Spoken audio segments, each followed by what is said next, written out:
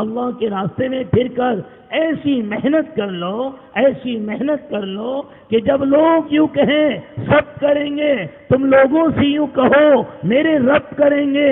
جب لوگ یوں کہیں سب سے ہوگا، تم سب سے کہو میرے رب سے ہوگا۔ لوگ یوں کہیں سب کے ہاتھ میں، تم سب کو سمجھاؤ میرے رب کے ہاتھ میں۔ لوگ یوں کہیں سب کام بنائیں گے، تم سب سے کہو میرے رب کام بنائیں گے۔ لوگ کہیں اسباب سے زندگی بنتی ہے، تم لوگوں سے کہو میرے رب کے بنانے سے زندگی بنتی ہے۔ میرے بزرگوں بھائیوں، اس کی دعوت، اس کی دھن، اس کی فکر، اس کی بے چینی کہ جہاں جاؤ رب کا گانا گاؤ، جہاں جاؤ رب سے دل لگاؤ، جہاں جاؤ رب کو پکارو، جہاں جاؤ رب کو سناؤ۔ جب ہاتھ پسارو رب کے آگے، اور جب دکھڑا رو رب کے آگے، اور جب ضرورت سمجھاؤ ربی کو سمجھاؤ، اور جب پکارنے کو جی چاہے ربی کو پکارو، جب قدم اٹھانے کو جی چاہے رب کی طرف قدم اٹھاؤ۔ کہ سب کہیں سب سے اور تم کہو رب سے، اور سب لگائیں دل سب سے، تم دل لگاؤ رب سے۔ میرے بھائیوں، دوستو، بزرگوں، جس دن ہمارا مزاج یہ بن جائے گا، اللہ کی قسم اللہ ہمارے لیے کافی ہو جائے گا۔ شان خلق دو عالم، درود ان پر، سلام ان پر، میرے مولا یہ موقع دے کہ ختم الانبیاء دے۔ کیا نام ہے دعوت کا؟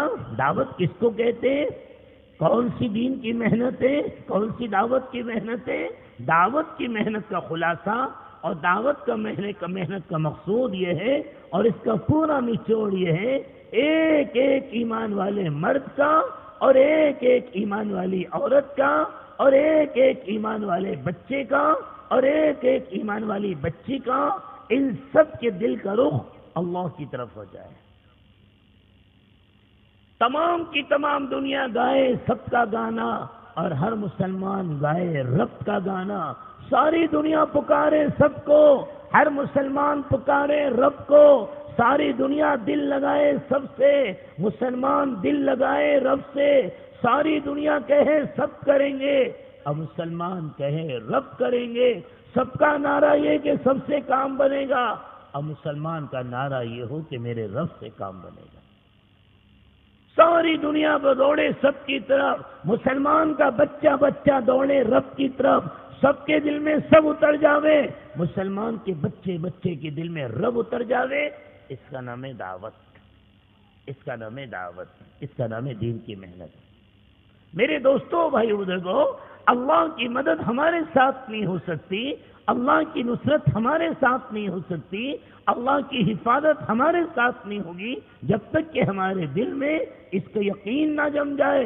میری زندگی کا بنانے والا اللہ ہے، میری ضرورتیں پوری کرنے والا اللہ ہے، میرے مسائل کو حل کرنے والا اللہ ہے۔ اللہ کے علاوہ کوئی طاقت عرش پہ نہیں، اور اللہ کے علاوہ کوئی طاقت فرش پہ نہیں جو میری ایک ضرورت پوری کر دے۔ اللہ اتنی بڑی طاقت و قدرت والے، ضرورت پوری کرنے کے سارے اسباب اللہ دے دیتے ہیں، اور ضرورتیں آدمی کی اللہ اٹکا دیتے ہیں۔ اگر اس کے یقین نہیں، اللہ قرآن پاک کو سمجھنے کی توفیق دے، اور قرآن کو سمجھ کر اللہ پڑھنے کی توفیق دے۔ قرآن پاک کے اندر ایسے سارے انسانوں کے واقعات کو اللہ نے جمع کر دیا جن لوگوں نے اپنے دل کا رخ اللہ کی طرف سے ہٹا کر مخلوق کی طرف موڑ دیا۔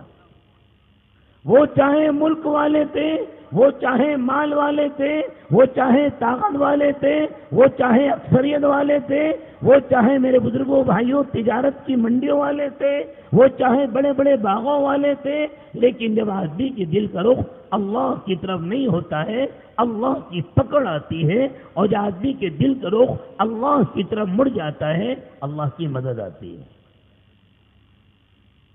چنانچہ قرآن پاک میں اللہ جل جلالہ مرنے والوں نے دنیا کے انسانوں کی زندگیاں بتائی تاکہ حضور پاک علیہ السلام کی پیاری امت اور حضور پاک علیہ السلام کا پیارا غلام، اللہ کا نام لینے والا، نبی کا کلمہ پڑھنے والا، نبی سے محبت کرنے والا، اپنے دل کا رخ اللہ کی طرف کر لے۔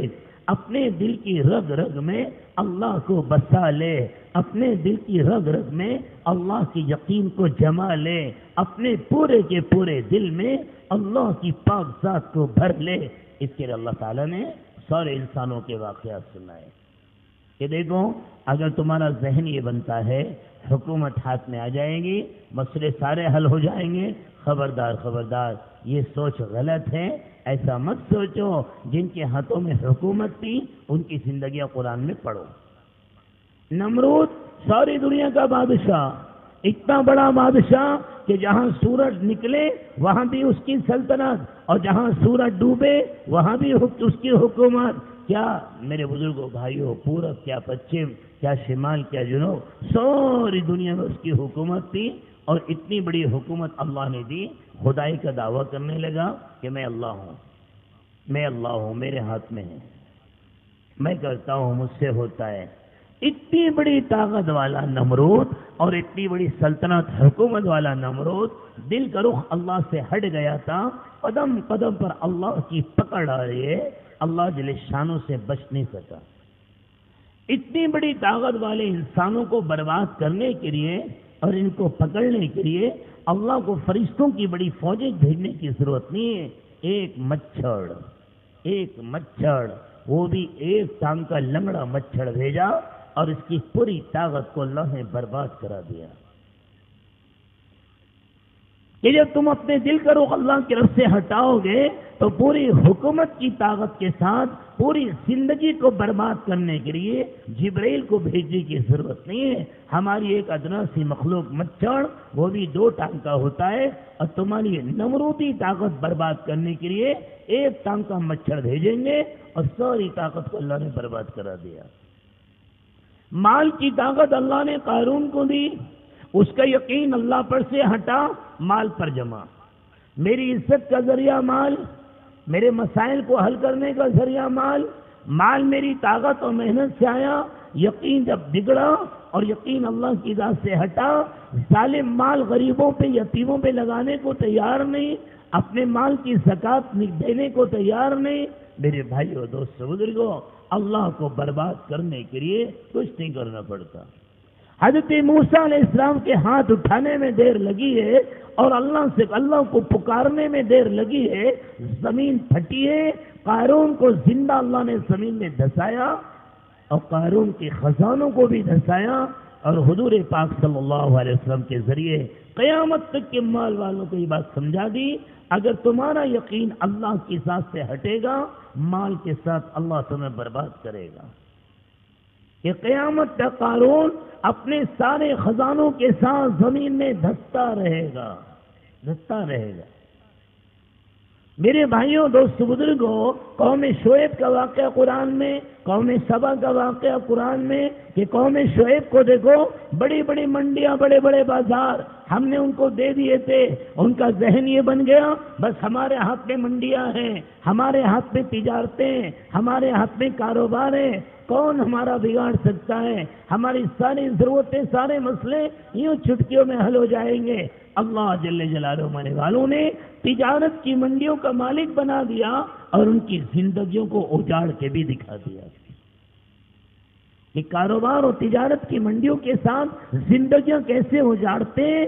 اللہ نے قوم شعیب کے واقعات قرآن میں بیان کیے، اور قوم سبا کو اللہ نے باغوں کا مالک بنایا، ایسے گھنے پھلدار باغ، خالی ٹوکرا سر پہ لے کے اگر باغ میں سے گزر جاوے اس کا ٹوکرا پھلوں سے بھر جاوے، لیکن جب دل کا رخ بدل گیا، اللہ پر سے یقین ہٹا ہے، میرے بھائیوں دوستو بزرگوں، اللہ نے آنن فانن میں ایک ہی رات میں ان کے باغوں کو برباد کر دیا۔